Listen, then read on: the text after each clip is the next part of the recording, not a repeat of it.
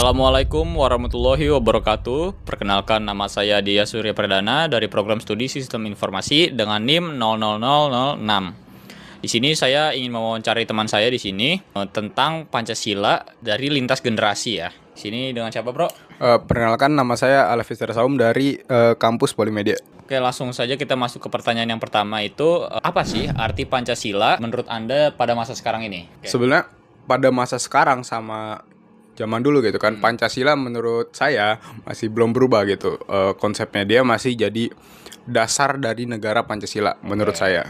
Oke, masih sama ya, ternyata dari zaman dulu sampai zaman sekarang itu Pancasila masih menjadi dasar negara yang utuh ya. Dan belum pernah diubah sama sekali. Sempat ada yang mau mengubah tapi akhirnya gagal kan pada saat itu. Oke, selanjutnya itu, apakah Anda melihat Pancasila hanya sebagai simbol negara atau sebagai panduan moral yang benar-benar bisa diterapkan dalam kehidupan di modern pada saat ini?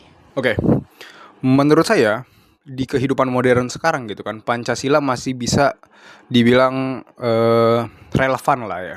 Kenapa relevan gitu? Sebenarnya konsep Pancasila gitu kan sampai sekarang itu adalah konsep yang bagus gitu.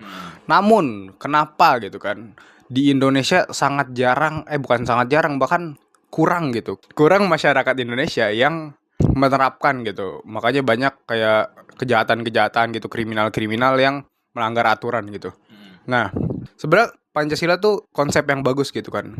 Namun orang-orang yang nerapinnya bisa apa enggaknya nih nerapin. Nah, kenapa pendidikan Pancasila penting dan dibutuhkan di Indonesia gitu untuk agar orang-orang lebih aware gitu sama Pancasila ini sendiri. Iya. Oke, itu ya jawabannya tadi ya. Agar lebih aware dari setiap masyarakatnya. Oke, lanjut, itu ada, apakah Anda merasa nilai-nilai Pancasila masih menjadi pedoman utama dan dalam kehidupan masyarakat Indonesia saat ini? Kalau iya itu mengapa, kalau tidak itu mengapa gitu. Saya mau percaya kalau pedoman Pancasila ini masih relevan sampai sekarang gitu kan di era modern. Nah, apalagi karena ada digital gitu kan. Kenapa saya bilang ada digital gini? Berita-berita orang kayak korupsi gitu, pemerintah-pemerintah yang bobrok bakal cepet disebarluaskan gitu. Nah, kayak orang yang tiba-tiba ini berantem sama orang yang ngebully gitu kan, ngebully itu bahkan sehari langsung ada beritanya gitu kayak yang kemarin. Nah, dengan percepatannya berita ini, orang-orang bakal makin sadar gitu kalau wah, ini orang-orang buruk gini kan, buruk gitu, nggak Pancasilais banget gitu. Mereka nggak nerapin Pancasila gitu kan. Misalnya pemerintah korupsi gitu kan. Pemerintah korupsi itu kan melanggar sila keempat gitu. Nah, orang-orang bakal sadar gini, kok ini Pancasila kok nggak diterapin sama orang-orang ini? Apakah mereka nggak tahu apa gimana gitu? Apakah mereka nggak paham ada Pancasila, ada aturan gitu? Nah, itulah kenapa di era modern ini harusnya Pancasila ini bisa lebih diterapkan sama masyarakat Indonesia. Oke, jadi itu ya, agar bisa diterapkan untuk masyarakat luas. Karena emang Pancasila ini sudah sangat sulit ya untuk diterapkan pada saat ini. Terutama kayak tadi, pelanggaran-pelanggaran dari setiap silanya tuh masih banyak. Salah satunya itu tadi korupsi, melanggar sila keempat. Lalu ada beberapa ormas di Indonesia yang melarang umat agama lain itu untuk beribadah. Bahkan di kawasan rumahnya dia sendiri tuh bahkan dilarang dan disuruh berhenti gitu. Nah, itu salah satunya dari pelanggaran juga pada sila-sila Indonesia. Nah, di sini saya ingin bertanya lagi. Kan negara ini kan berdasarkan Pancasila ya. Dari Pancasila dari udah lama banget, dan sila-sila tiap silanya itu bagus, sebenarnya bagus banget dan jelas juga poin-poinnya. Tapi mengapa Pancasila ini masih bisa dibilang tuh kalah dengan ideologi lainnya? Dalam artian kalahnya tuh kayak komunis yang pada saat itu kita sangat-sangat benci, sangat-sangat tidak mau ada di Indonesia lagi komunis, pernah berjaya pada masa itu. Amerika Serikat, negara adidaya terkuat pada saat ini, masih terus berjaya, dan bahkan dengan inovasi-inovasi mereka yang terbarukan itu, dan masih sangat-sangat kuat ya Amerika Serikat itu. Bahkan ya Amerika itu negaranya tuh udah kemana-mana, udah luas, ibarat katanya ilmunya tuh udah lebih banyak daripada negara Indonesia ya. Termasuk juga komunis pada saat itu kan, yang dimana negaranya kuat, bahkan negara komunis pada saat itu Soviet meluncurkan manusia pertama ke bulan, yaitu Yuri Gagarin. Nah, setelah itu banyak poster propagandanya. Banyak, salah satunya tuh ada posternya, ada orangnya kayak gini terus ngeliatnya, kami tidak melihat Tuhan di atas sini, dibilangnya kayak gitu. Nah, sedangkan negara Indonesia yang berdasarkan Tuhan masih tidak bisa untuk menyamai kedua negara tersebut gitu. Karena saya pernah lihat, pernah dengar, waktu itu ada yang bilang tidak bisa sebuah negara berdiri tanpa adanya Tuhan. Dalam artian kayak setiap masyarakatnya tuh harus bertuhan dulu, baru bisa sebuah negara itu berdiri, begitu. Oke. Sebenarnya di Pancasila, di Undang-Undang Dasar, ketuhanan yang Maha Esa itu kan sila pertama gitu kan. Sebetulnya itu adalah hak kan, di undang-undang, hak seluruh rakyat Indonesia untuk memiliki agama gitu kan. Nah, itu hak. Jadi mau kita nggak punya agama atau nggak punya agama harusnya bebas. Iya. Karena itu hak, bukan kewajiban. Kalau kewajiban beda lagi. Nah, terus kenapa gitu kan, kayak orang-orang Eropa gitu, Amerika, Uni Soviet, mereka lebih berkembang dari Indonesia dan mereka nggak punya yang bisa disebut agama gitu kan. Iya.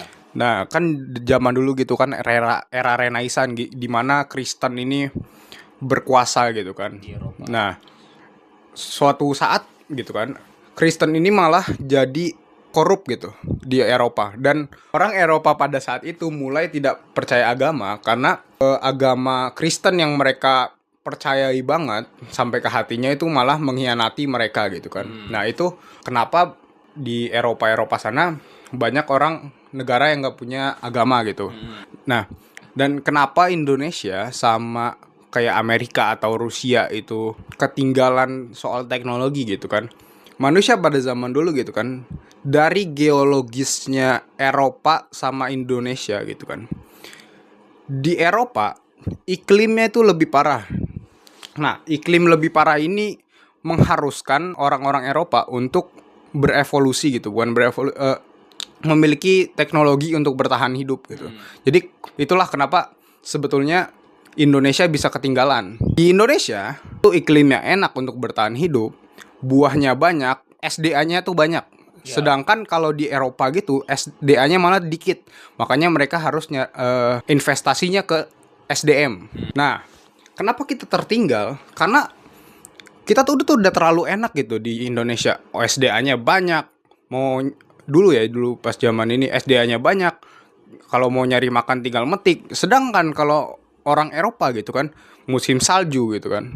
Kalau dia mau nyari makan musim salju nggak mungkin. Buah-buahan udah pada layu gitu kan. Makanya mereka mikir, wah gimana ya kalau gue musim salju gue nggak bisa bertahan hidup. Mereka mikir, oh sebelum musim salju gue udah metikin ini buah buat musim salju. Persediaan. Nah, mereka mikir gitu karena kehidupannya lebih susah. Sedangkan di Indonesia orang tinggal metik, ngapain gue mikirin musim salju gitu kan, mindset orang Indonesia. Nah, itulah kenapa orang Indonesia secara geografis aja bisa dibilang bukan lebih mundur ya, lebih bagus, tapi itu yang bikin orang-orangnya malas gitu. Nah, itulah kenapa secara geologis aja orang Indonesia sama orang Eropa itu beda gitu. Secara pemikiran bertahan hidupnya beda. Karena di Indonesia udah diberikan gitu secara cuma-cuma, sedangkan di Eropa harus struggle dulu buat hidup. Jadi salah satu contoh itu dari faktor geologis dan juga mindset ya.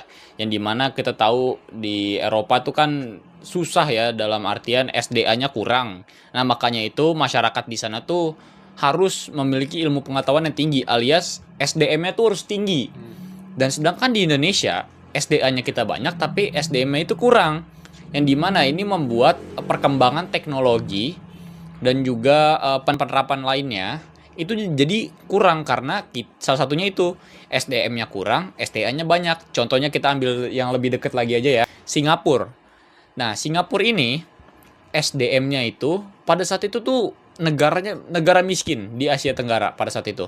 Akhirnya pemerintah di sana mengharuskan rakyatnya itu berpendidikan tinggi, yang ngebuat ekonomi Singapura pada saat itu langsung melonjak pesat meskipun SDA-nya kecil.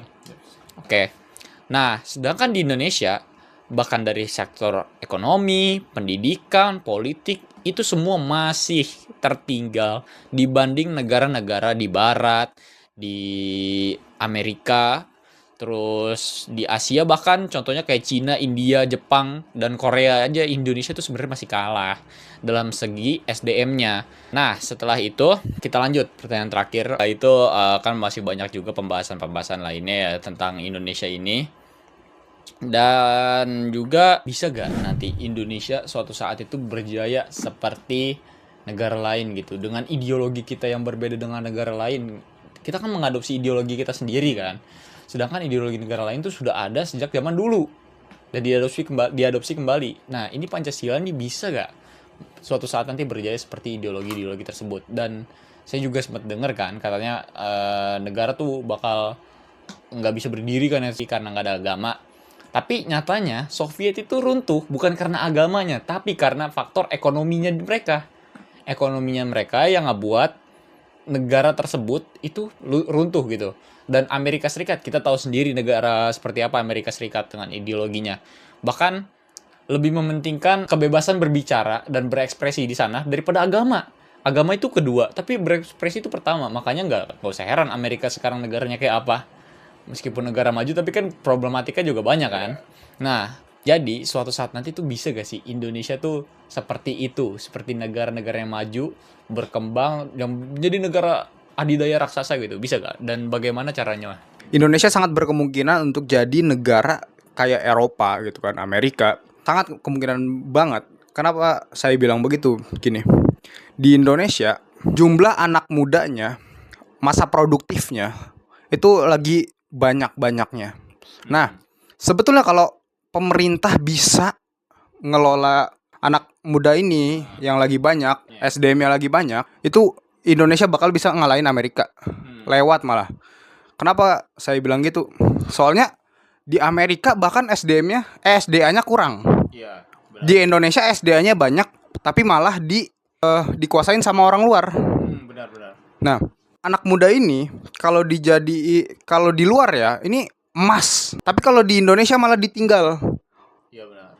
Pemerintahnya ini bukannya menggunakan anak muda ini untuk dijadikan investasi ke depannya buat Indonesia, tapi malah dibiarkan gitu kayak Lamborghini, tapi itu ketutupan terpal itu. Oh, ya. Nggak berguna jadinya walaupun bagus banget gitu kan. Nah, juga ada yang bilang, oh SDM-nya memang banyak tapi pada rendah. Nah, di sini pemerintahnya lagi sebetulnya. Kalau pendidikan Indonesia bagus, itu bakal kemungkinan banget kita bisa nguasain Amerika. Bahkan kita bisa jadi negara adidaya gitu kan. Contoh Jepang gitu kan. Jepang dulu negara mereka hancur, bener-bener hancur gitu kan. Nah, namun fokus pada mereka bukan ekonomi, tapi pendidikan. Nah, kenapa mereka memilih pendidikan gitu daripada ekonomi kan? Harusnya dia lagi hancur gitu kan. Dia fokus, oh gue banyakin duit nih buat bangun negara lagi. Iya. Nah, kalau mau bangun negara, percuma kalau orang di dalamnya tuh nggak bisa ngebangun negaranya sendiri. Makanya mereka fokus ke masyarakatnya, bukan ke negaranya sendiri. Mereka harus ngeinvestasi ke masyarakatnya, biar negara ini bukan jadi cuma negara aja gitu, yang mentingin ekonomi, pokoknya yang kelihatan bagus. Namun dengan masyarakatnya bagus, secara langsung negara ini bakal jadi negara yang bagus gitu. Nah, di Indonesia kebalikannya gitu kan. Mereka mentingin GDP-nya tinggi, ininya tinggi. Namun masyarakatnya di aktualnya mereka susah, struggle dan lain-lainnya gitu. Mereka pokoknya susah dan struggle gitu kan untuk hidup aja. Sehari hidup mereka udah struggle gitu. Nah, kalau kita naikin pendidikan, sangat berkemungkinan kita jadi negara yang bisa ngalahin Amerika. Oke, seperti itu ya tanggapan dari Cesar ini tentang Indonesia ke depannya. Ya, itu sangat-sangat berkemungkinan ya untuk bisa maju dan menjadi negara besar seperti contohnya Amerika Serikat.